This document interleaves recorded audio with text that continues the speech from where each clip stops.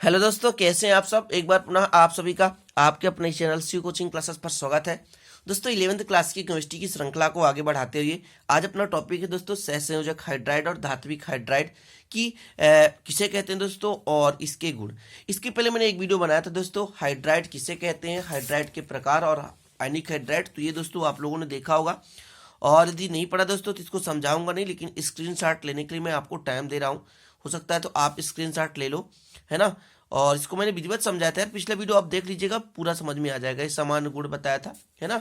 तो आशा करता हूँ इसे आप लोग तैयार कर लेंगे। और इसकी गुण में रासायनिक अपक्रिया भी कराया था दोस्तों, ये गुण थे, है ना। और ये रासायनिक अपक्रिया थी, तो इसको आप लोगों ने देखा होगा, और नहीं देखा होगा तो स्क्रीनशॉट ले लिए होंगे। चलिए चलते हैं अपन सहसंयोजक हाइड्राइड में।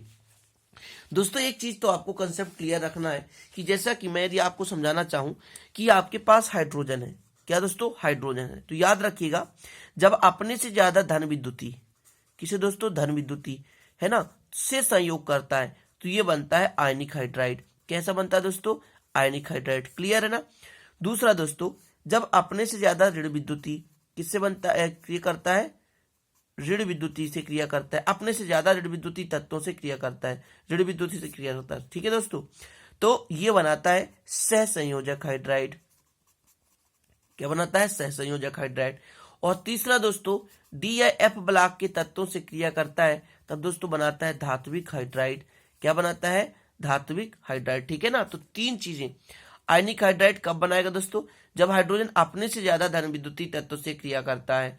दोस्तों सहसंयोजक हाइड्राइड कब बनाएगा, जब हाइड्रोजन अपने से ज्यादा ऋण विद्युती तत्व से क्रिया करता है। किसी दोस्तों, ऋण विद्युती तत्व से क्रिया करता है, ऋण विद्युती तत्व से क्रिया करता है। क्लियर है।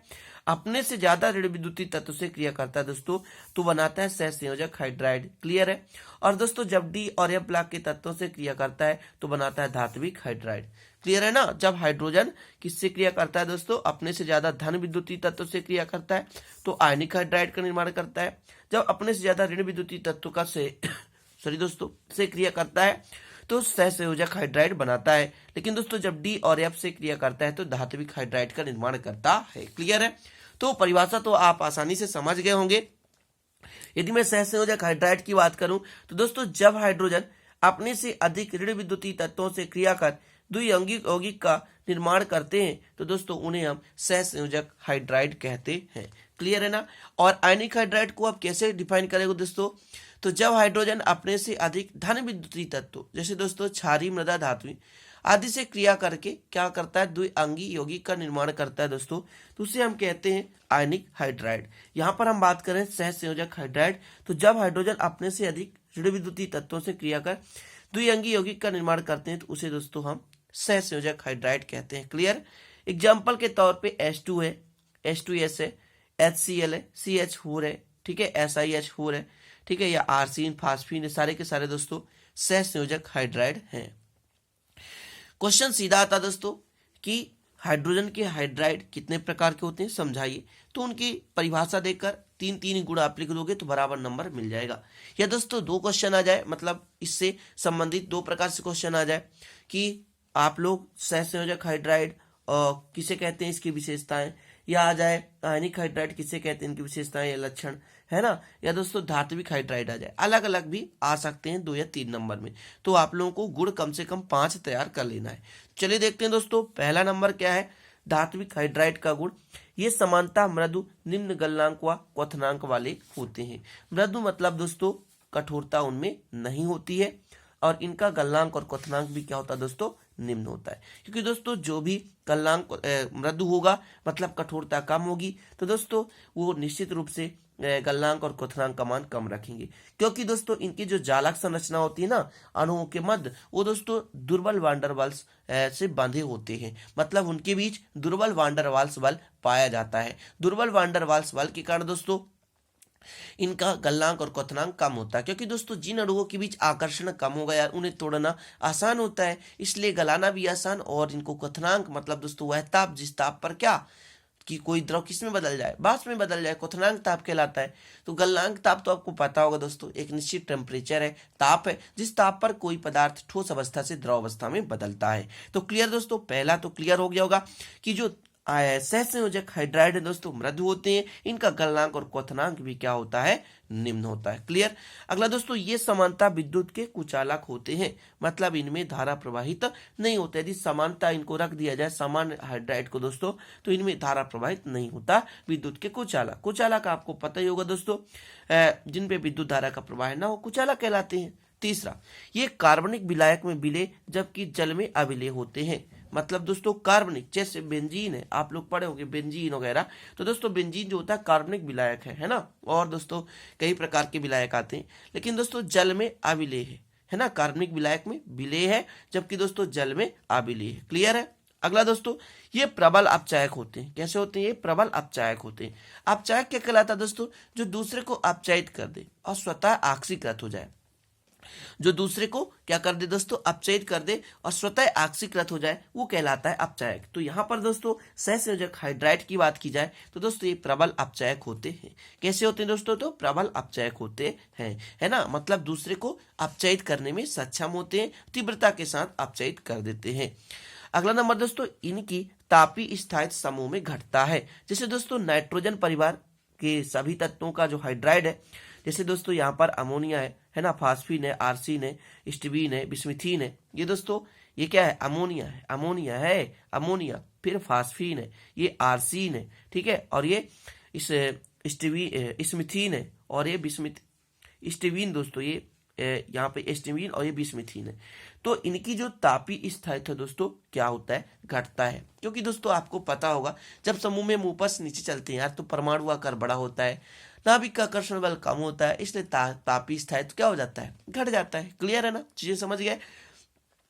तो ये हो गए दोस्तों आपके सहसंयोजक हाइड्राइड। अब अपन चर्चा करने वाले हैं मेरे भाइयों धात्विक हाइड्राइड। इसको भी देखें और जल्दी से इनके भी जो भी गुण है दोस्तों, और कम से कम 5 गुण, उनको भी अपन देख लेते हैं। तो धात्विक हाइड्राइड दोस्तों मैंने पहले ही परिभाषा बता दिया कि जब हाइड्रोजन डी और एफ ब्लॉक के तत्वों से संयोग होकर द्विअंगी यौगिक का निर्माण करते हैं दोस्तों, उन्हें हम कहते हैं धात्विक हाइड्राइड। तो धात्विक हाइड्राइड क्लियर है ना कि हाइड्रोजन और किससे किससे? डी और एफ ब्लॉक के तत्व।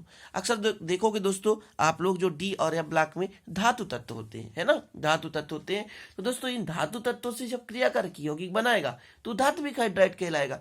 मतलब जब हाइड्रोजन डी और एफ ब्लॉक के तत्वों से क्रिया करके द्विअंगी यौगिक का निर्माण करते हैं दोस्तों, तो उन्हें हम कहते हैं धात्विक हाइड्राइड। द्विअंगी मतलब दोस्तों यहाँ से क्या अर्थ है? द्विअंगी मतलब केवल 2 अंगी हों, किसी अन्य तत्व मतलब 3-4 तत्व एक साथ ना जुड़े हों, है ना, केवल और केवल हाइड्रोजन के साथ एक ही तत्व जुड़ा हो दोस्तों, तो कहलाएगा द्विअंगी। क्लियर है। ये एग्जाम्पल के तौर में दोस्तों यहाँ पे टाइटेनियम H है, फिर 1.73 मात्रा इसकी होती है दोस्तों। यदि टाइटेनियम की 1 होती है तो इसकी मात्रा 1.73। यहाँ पर दोस्तों पैलेडियम है ना, Pd है, और दोस्तों H की मात्रा 0.60 है ना। तो ये दोस्तों यौगिक है, कुछ अजीब यौगिक है ना। और इनके गुण देखते हैं दोस्तों अपन, जो मुख्य रूप से इंपॉर्टेंट है। तो चलिए देखते हैं। पहला नंबर, इनकी ऊष्मी चालकता उच्च होती है। मतलब इससे ये दोस्तों कौन धात्विक हाइड्राइड ऊष्मा का चालक होते हैं। मतलब दोस्तों इनमें से ऊष्मा तीव्रता के साथ प्रवाहित होता है, ऊष्मा तीव्रता के साथ प्रवाहित होता है, इसलिए इसे कहते हैं इसकी ऊष्मी चालकता उच्च होती है। अगला दोस्तों, ये कठोर होते हैं, धात्विक चमक वाले एवं विद्युत के चालक होते हैं। कठोर होते हैं मतलब दोस्तों दबाने से ना दबे, आकार ना बदले।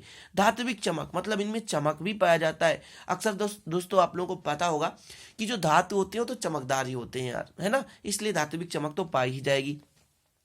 विद्युत के चालक होते हैं, मतलब इसमें दोस्तों धारा प्रवाहित होती है। ये ऊष्मा के भी चालक होते हैं और विद्युत के भी चालक होते हैं। अगला दोस्तों, ताप में वृद्धि के साथ इनकी विद्युतीय चालकता घटती है। विद्युतीय चालकता घटती है मतलब ताप बढ़ा दें तो इसमें विद्युत का चालन कम मात्रा में होता है।